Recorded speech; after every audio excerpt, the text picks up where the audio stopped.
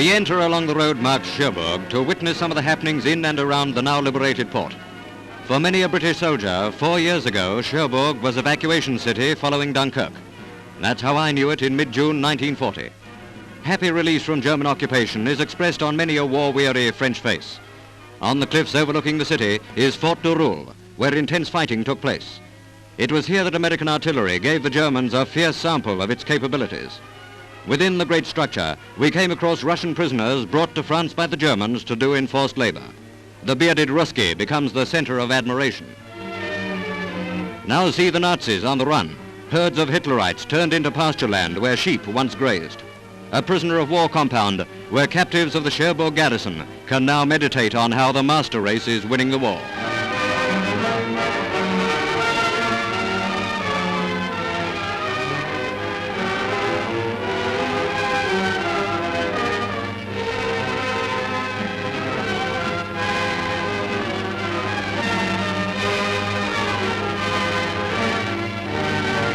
To keep the prisoners company, they give them a portrait of their foreman.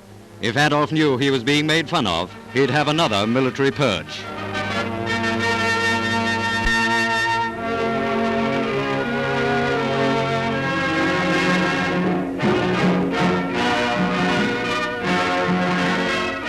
Two more of those German pistol-packing mummers. They had a share in the shooting from a German pillbox. They bore arms and landed themselves in a sea of trouble. An American soldier tries to iron out a complication. He attempts by sign language and a self-concocted form of Esperanto to explain that, contrary to what these Russians and their wives have been told by the Germans, they are not going to be executed. These unfortunate people, pressed into the German army labor gangs, originally came from Orel. You can imagine what kind of a life they have led since they were taken on the Russian front and forced to work for the Nazis.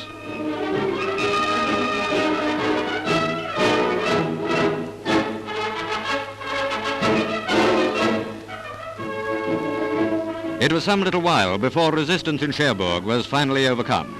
Sniper trouble had patrols on the alert, even after the surrender by General von Schlieffen. In some quarters, it was still unsafe for men to walk without a finger on the trigger of a rifle. That Jerry died at his window seat, one German who didn't live to see the American soldiers taking possession of the city.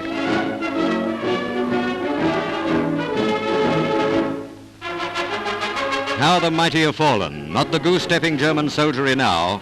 Heil Hitler, my foot.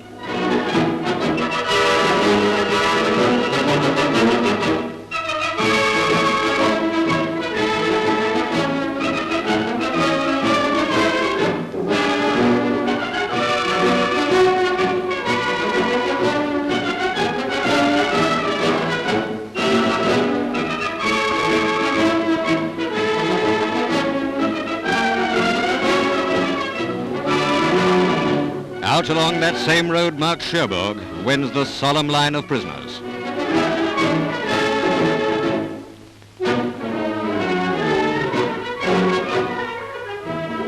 Americans' #1 victory in France enables the people of Cherbourg to tear down every evidence of German occupation.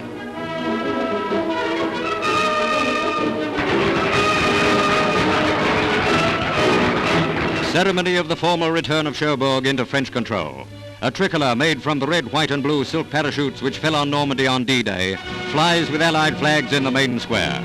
A dwindled population of civilians hears words from General Collins. It hears also the Marseilles played again. From the mayor of Cherbourg came these words: "It is with heartfelt emotion and intense joy that I bid you welcome."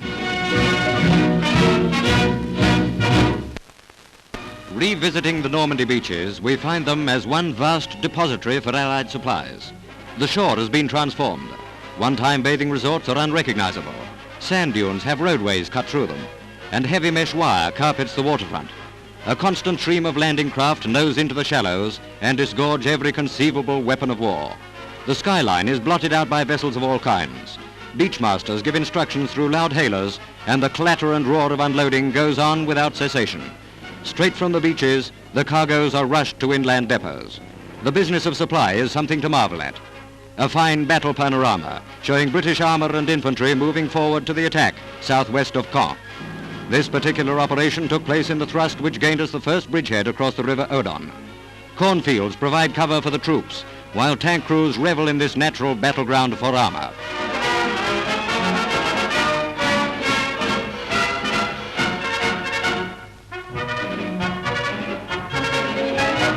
Casualties among a herd of cattle.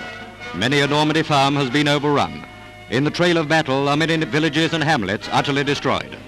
Their ruins become the hiding place for snipers. Men proceed with caution in this wilderness of tumbled stone.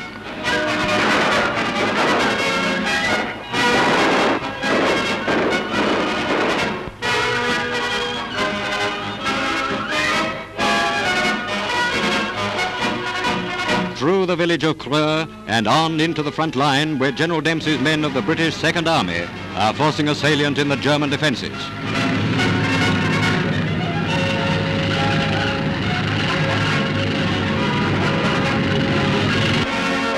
Here's another incident with a German sniper hidden in the roof of a barn.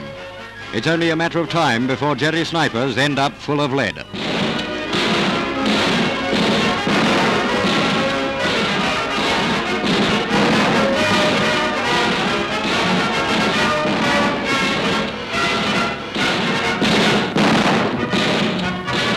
The railway line north of the Odon becomes a jumping-off place for other British troops in this sector. Bren carriers flatten the level crossing gates and plough on to their objective.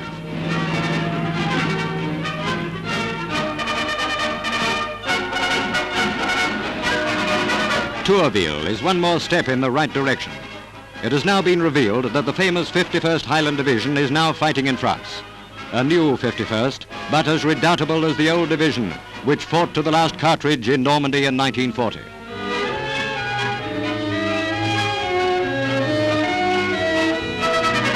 Aftermath of the Battle of Rore. British wounded are brought back to base.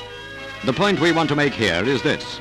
In these pictures, you see how blood plasma is being given to a casualty as his stretcher is being loaded into an ambulance. It's that life-saving fluid which has come from the veins of civilians on the home front. New anti-land mine device is the flail tank, which by means of chains continuously threshing the ground, detonates anti-personnel and anti-tank mines buried up to 3 feet deep. A South African invention, it was first used at Alamein. The beating chains can successfully clear a path through an enemy minefield. It'd be a socking good idea if at the end of the war, they put Hitler in front of one of these things.